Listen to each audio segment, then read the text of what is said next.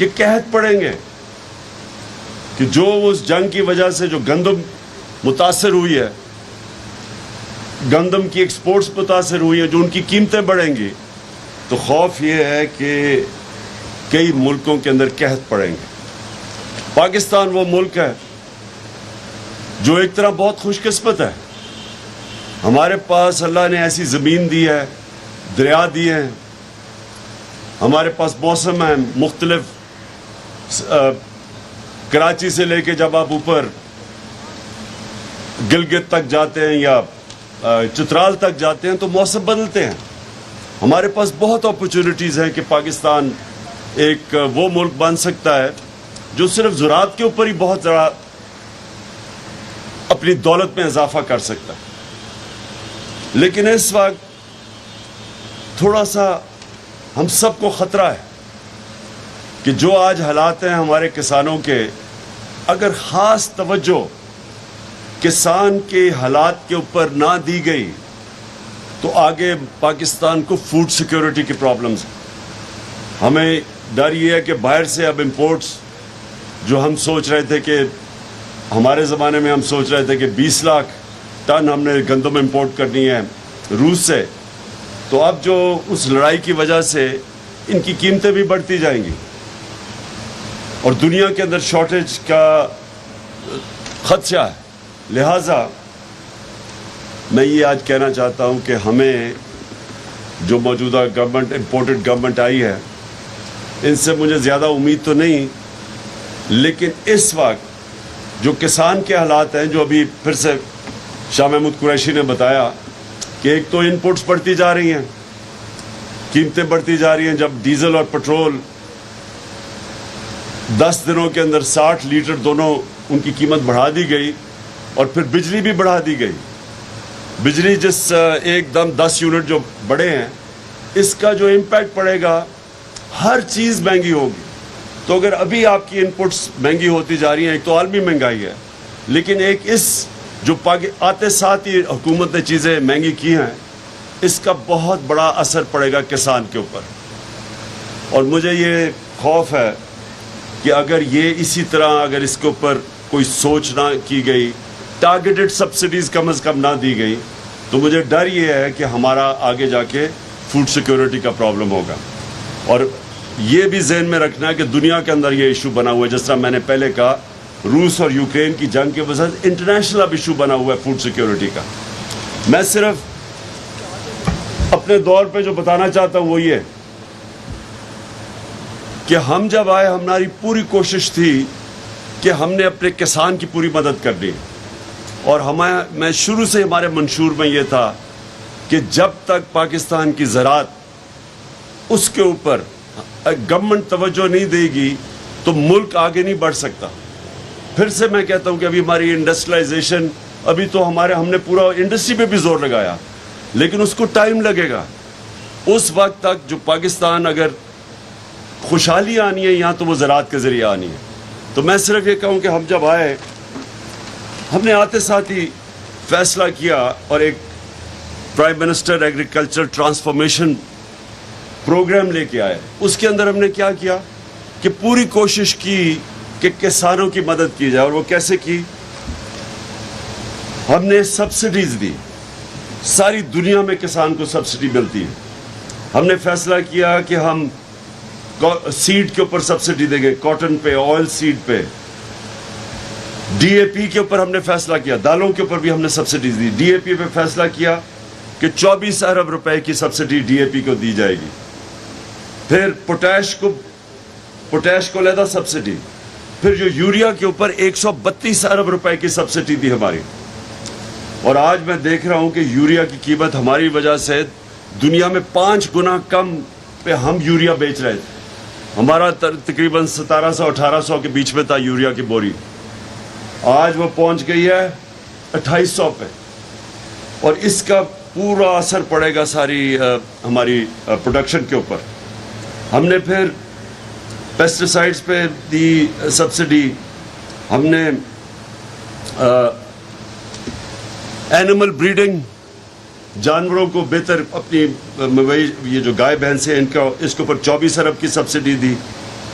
پھر ہم نے پانی کو بچانے کے لیے، اصل ایشو اب پانی کا بنا ہوا ہے، 90 ارب ہم نے واٹر کنزرویشن کی سبسڈی دی، اس کے اوپر پیسہ خرچ کیا، سبسڈی نہیں دی، اور 56 آئٹمز تھیں جن کے اوپر ہم نے جو فارم مشینری تھی 56 آئٹمز کے اوپر سبسڈی دی. اچھا، یہ اس کی وجہ سے ہوا کیا، اور یہ مجھے سب سے زیادہ فخر ہے، یہ جو اس سبسڈیز کی وجہ سے جو کسانوں نے پھر جس طرح محنت کشوں نے اس ملک میں ریکارڈ پروڈکشن دی. کپاس 17% کپاس کے اندر امپروومنٹ آئی، پچھلے 1 سال کی بات کر رہا ہوں. چاول 10.7% چاول کے اندر اس کی پروڈکشن بڑھی.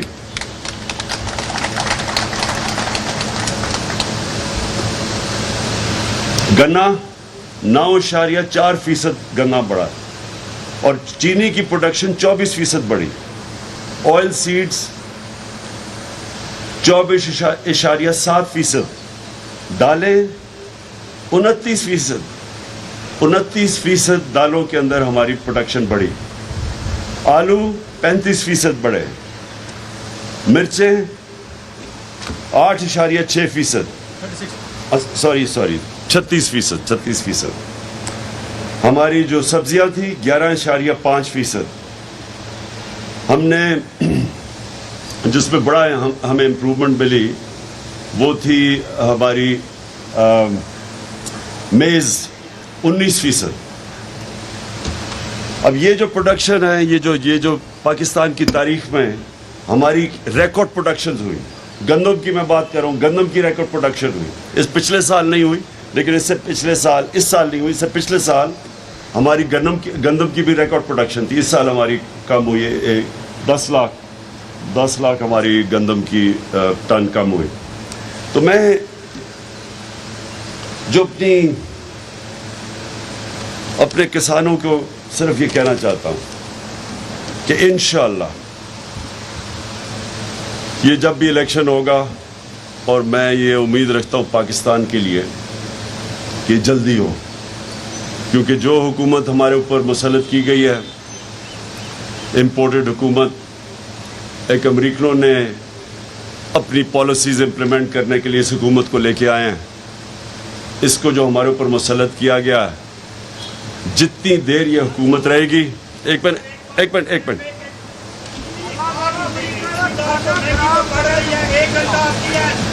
لوڈ شیڈنگ بالکل ٹھیک کہہ رہے ہیں.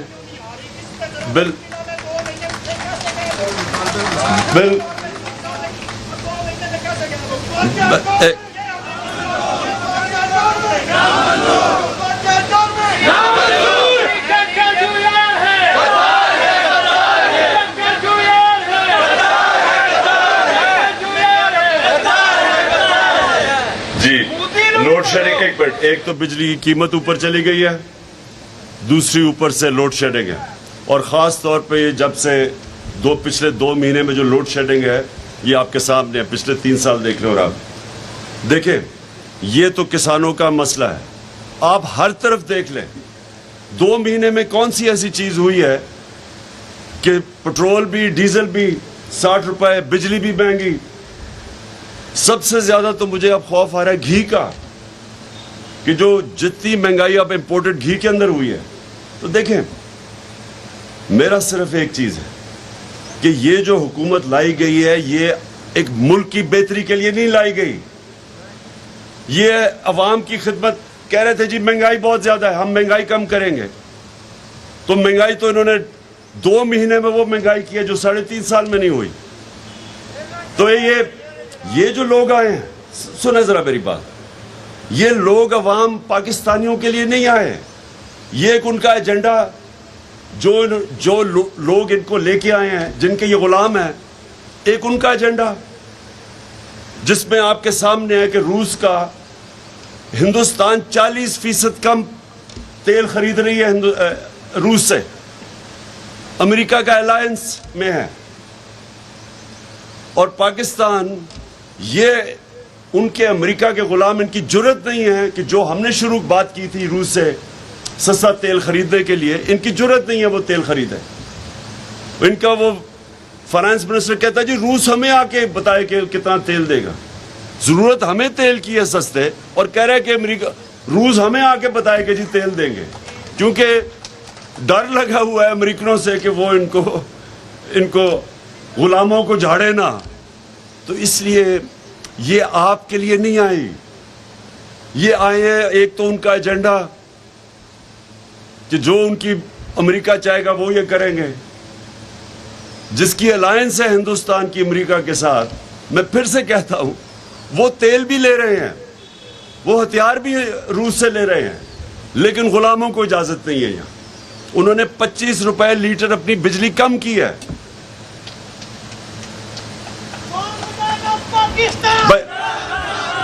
ایک منٹ سنو, 25 روپے لیٹر پٹرول اور ڈیزل ہندوستان نے کم کیا ہے. انہوں نے کم کیا کیونکہ وہاں سے 40% کم قیمت پہ تیل خرید رہے ہیں, اور ہمارے یہاں 60 روپے لیٹر ڈیزل اور پٹرول بڑھ رہا ہے, لیکن ہمیں اجازت نہیں ہے ان سے تیل لینے کی. یہ صرف ایک مقصد کے لیے آئے تھے, اور وہ مقصد پورا ہو رہا ہے کہ انہوں نے مل کے ساروں نے قانون نکالا ہے کہ اب سارے ان کے کرپشن کے کیس معاف ہوں گے. نیب ختم, ایف آئی اے کے اوپر اپنے لوگ, ایف آئی اے کے اندر جو ان کے اوپر کیس تھے وہ مقصود چپڑاسی والے, وہ بھی بیچارہ ہارٹ اٹیک سے گیا. وہ جو ڈاکٹر رضوان تفتیش کر رہا تھا وہ بھی ہارٹ اٹیک سے گیا. ایک جو نوید انویسٹیگیٹ کر رہے تھے ایف آئی اے میں, اس کو ہارٹ اٹیک. اور ایک کوئی گلزار تھا جو بھی وہ بھی ان کے کام کر رہا تھا وہ شوگر مل میں, جس کے بینک اکاؤنٹ میں بھی کروڑوں روپے آیا تھا, اس کو بھی وہ بھی گیا. اب ایف آئی اے ختم, ساری ان کی کیسز ختم. نیب کے اوپر اب شہباز شریف بیٹھ گیا ہے, بلے کو بٹھا دیا دودھ کی حفاظت کرنے کے لیے. نیب بھی اب ختم, سارے کیسز زرداری کے بھی ختم, جتنوں کے 10 سال انہوں نے جو دونوں نے مل کے ملک کو لوٹا تھا وہ سارے کیسز ختم. اور اب الیکشن کمیشن کے ساتھ مل کے, وہ جو الیکشن کمشنر ہے وہ ہمیں پتہ ہے کہ ہر ہفتے ہر ویکنڈ پہ جاتا کدھر ہے, حکم لیتا ہے وہ جا کے اسے حمزہ سے اور مریم سے کہ وہ بیٹھ کے ہلکا بندیاں کی جا رہی ہیں کہ نون لیگ جیتے. یہ پوری پلاننگ ان کی ہو رہی ہے کیونکہ یہ صاف اور شفاف الیکشن یہ کبھی جیتے ہی نہیں ہے. الیکشن کمیشن کو ساتھ ملا کے پوری مل کے ان کی صرف اب ایک کوشش ہے کہ دھاندلی سے الیکشن جیتے, پولیس کا استعمال کریں, سب کے اوپر ایف آئی آرز, ہم سب کے اوپر ایف آئی آر کٹوائی ہوئی ہیں. سارے ہمارے ایک منٹ جو سارے چکر مار رہے ہیں, ہر دوسرے دن عدالت میں جا رہے ہیں اپنی بیلیں کروانے کے لیے. کیوں؟ کیونکہ یہ ان کا پرانا طریقہ ہے, یہ مافیا ہے, یہ آئے اس لیے ہیں.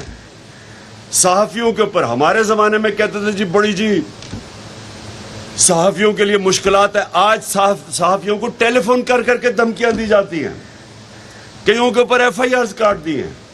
میڈیا ہاؤسز کو ٹیلی فون کر کے کیا آتا ہے جن کی کوریج نہ کرو. تو یہ جمہوریت نہیں ہے. یہ جو لوگ آئے ہیں یہ ایجنڈا پہ آئے ہیں, اور اس ایجنڈا پہ پاکستانی نہیں فیچر کرتے. انہوں نے اپنی ذات پہلے تو چوری بچانی تھی جو میں نے آپ کو بتایا, اب دھاندلی سے الیکشن جیتنا ہے, مخالفوں کے پاس پولیس کے ذریعے کیسز کروانے ہیں, اور جو حکم وہاں سے آئے گا واشنگٹن سے وہ انہوں نے ماننا ہے.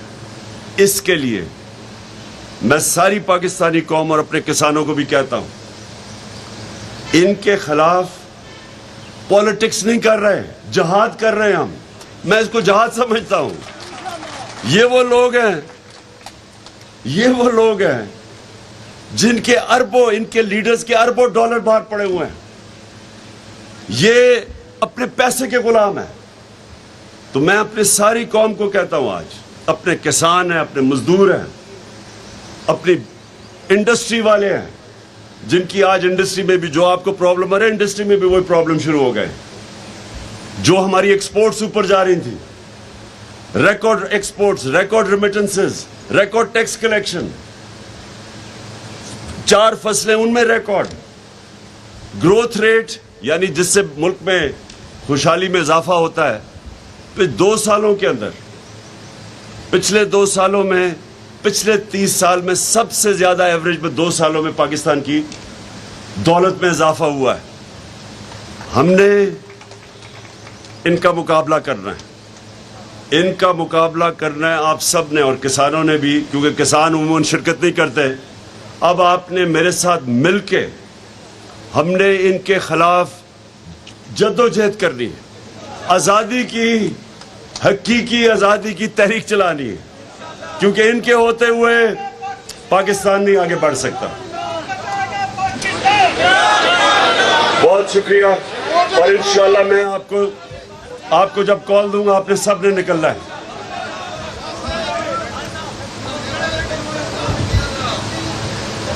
हम आपको यकीन दिलाते हैं कि इस बार आपको देहातों से शहरों की निस्बत ज्यादा वोट मिलेंगे। हाँ साहब, ये वादा हमारा। इय्याका नअबुदु व इय्याका नस्तईन। जी, मैं अपने किसानों से सबसे पहले तो ये बात करना चाहता हूं कि जिस तरह शाह महमूद कुरैशी ने कहा कि पाकिस्तान तो खुशहाल हो ही नहीं सकता जब तक हमारा किसान खुशहाल ना हो, और उसकी वजह है पाकिस्तान एक अभी भी ज़रूरी मुल्क है। हमने अगर ऊपर जाना होता है तो हमारी ज़राअत को परफॉर्म करना होता है। इंशाल्लाह आगे इंडस्ट्री को भी हम उठा रहे हैं, लेकिन अभी तक